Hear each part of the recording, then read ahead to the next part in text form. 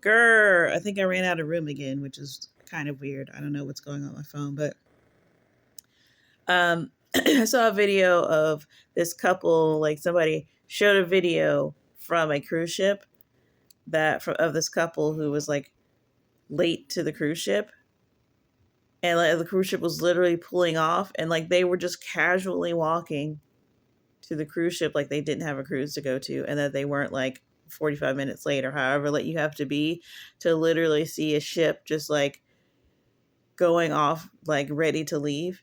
And the ship was kind enough to like let them on, but like that was insane to me. um so the parallel to me is kind of like that. It's like you didn't do all of this stuff. Like, how could you not notice throughout your entire life that you have no part with this,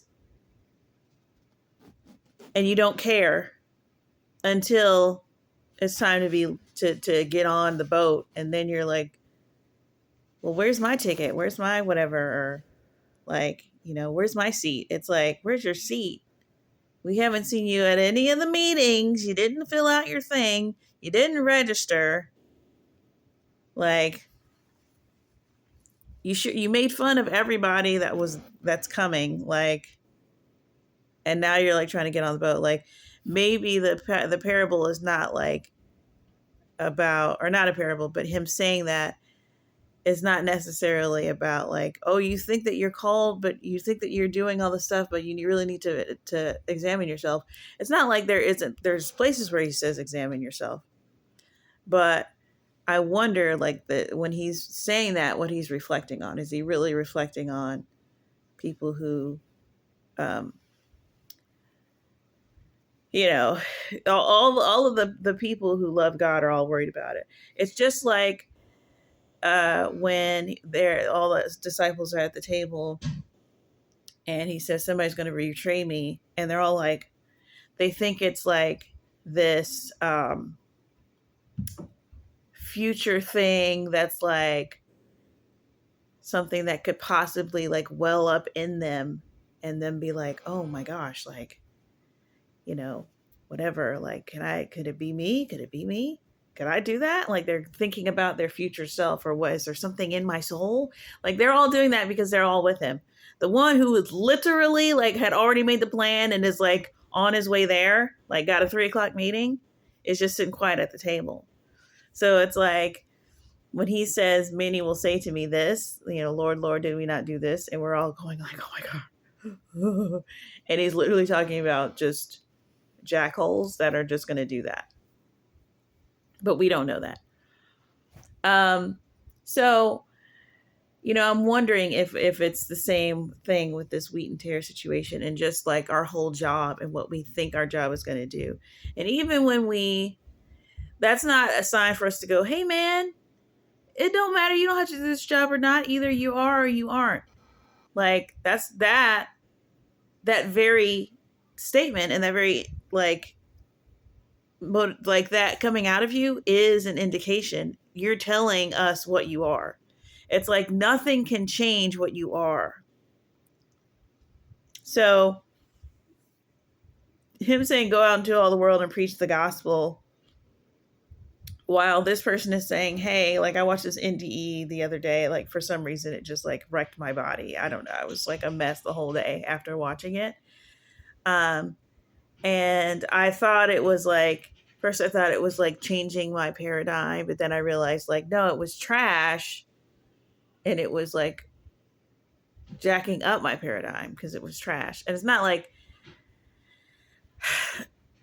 not to say that, I don't know, we don't need to tiptoe around these people just because they had an experience. Like, we want to be respectful of everybody's whatever, but at the same time, like, people know not to try to be respectful. If you're a Christian or if you're an evangelist and you're getting up and you're just doing nonsense, like, nobody goes, well, we need to respect their expression of Christianity. No, nobody out here is respecting anybody's expression of Christianity. So what we don't need you to do is get up and look a hot mess and do like some weird hot mess thing that's going to make it hard for everybody. That's kind of the advantage of being like the least respected religion, is that people aren't just going to put up with you just talking 2 hours about nothing or about something that sounds sketch. Like, if it's not clear, if it's not beneficial, like like people are not going to put up with it. People are not going to tolerate it. And with a lot of these NDEs, people will just tolerate, just you know literally, it's like you having you being inside out. It's like, uh yeah, no, this is the now I have a hernia trying to like reach between what you're telling me and what literally everything else in the world is telling me. Like, um so while I appreciate you had your one experience, and it's like super laced with like all of your past trauma and like you imposing it on, like, it just did too much, and it just was like, yeah. So I don't remember why I started talking about the NDE, but um yeah, so we are what we are. And I'm not saying like the thing that's unchangeable is like what's in your, like, your spirit. Obviously you're going to grow and change and do that, like, but your spirit is not the same as you growing and changing in your brain, developing and all. Like, you are what you are. And so, um and God knows who is who. um God knows who is who. And the reason why people say, why is there so much evil? Why is there so much evil? And we try to answer that question, and we try to talk about free will and this, that, and the other thing. Well, we should probably be pointing to this parable, which is that he's letting the good and the bad grow together because he does not want to risk uprooting the good in the pursuit of getting rid of the bad. So he's letting it all grow together, and then he's going to harvest it at the end. Um, so that's why, the Bible talks a lot about our patient endurance. It's not just about Christians having patient endurance, just being persecuted in the world. It's just a simple endurance of having to live alongside tares pretty closely until we get out of here. Um, and we really think that, I think we stretch a lot of the principles. He says, love your enemies and do all of these things. And we think, yeah, because it's going to convert them. Yeah, it's going to, because it's going to do this. It's going to change their whatever. It's like, he don't say that. He just says to do it because he does it. He sends rain on everybody. He gives everybody gifts. He gives to people who aren't even worshiping him, and does things for people who don't even acknowledge him. So I think that, what was the main reason that I was going to post this? I feel like I said it, but there was a message in it in particular that could be narrowed down somehow, and I don't remember what it was. Um, oh, I think it was the Rapture dream that I was watching, and just the person who was talking about it was just talking about how many people are going to be left. And we try to give instructions as much as we can, um, but again, we may be misinterpreting what we think these instructions are going to do.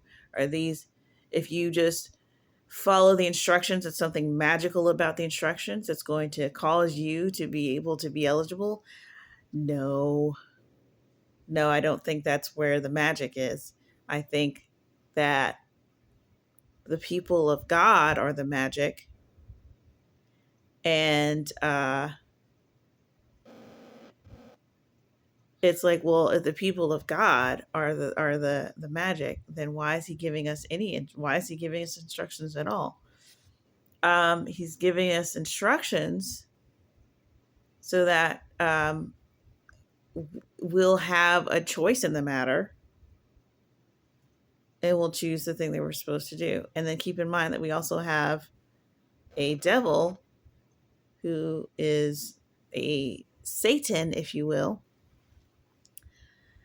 who is trying to make us choose wrong. So,